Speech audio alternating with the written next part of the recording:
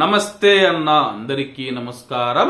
Kuwait దేశవ్యాప్తంగా తనిఖీలు జరుగుతూ ఉన్న విషయం అందరికీ తెలిసిందే. అలాగే కువైట్ లో ఉన్న ప్రవాసులు ఎవరైతే ఉన్నారో ఈ యొక్క తనిఖీలు జరుగుతూ ఉన్న నేపథ్యంలో జాగ్రత్తగా ఉండండి. అలాగే పోలీసులు 3 ప్రవాసులను అరెస్టు చేసినట్లు స్థానిక మీడియాకు తెలిపారు.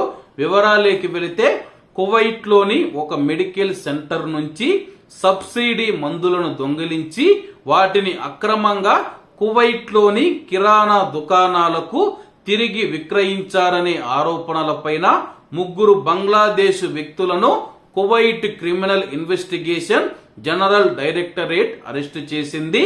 వారిలో ఒకరు ఆరోగ్య మంత్రిత్వ శాఖలో పనిచేస్తూ ఉన్నట్లు అధికారులు తెలిపారు.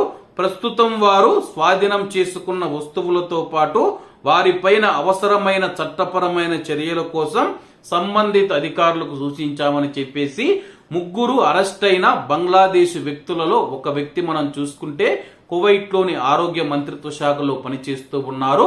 వీరు కువైట్ లోని మందుల షాపులు, మెడికల్ షాపులు ఏవైతే ఉన్నాయో ఆ యొక్క మెడికల్ షాపులోకి వెళ్లి కువైట్ ప్రభుత్వం సబ్సిడీ ద్వారా అందిస్తూ ఉన్న మెడికల్ మందులు ఏవైతే ఉన్నాయో ఆ యొక్క మందులను దొంగిలించి ఏవైతే కువైట్ వీధులలో ఉన్న కిరాణా దుకాణాలు, బకాలాలు గాని ఇతర షాపులు ఏవైతే ఉన్నాయో వాటికి వీళ్ళు తక్కువ ధరకు అమ్మేస్తూ ఉన్నారని చెప్పి ఇది చట్ట విరుద్ధం కాబట్టి వారిని అదుపులోకి తీసుకుని విచారణ చేసి సంబంధిత అధికారులకు అప్పగించామని చెప్పి అధికారులు వెల్లడించారు.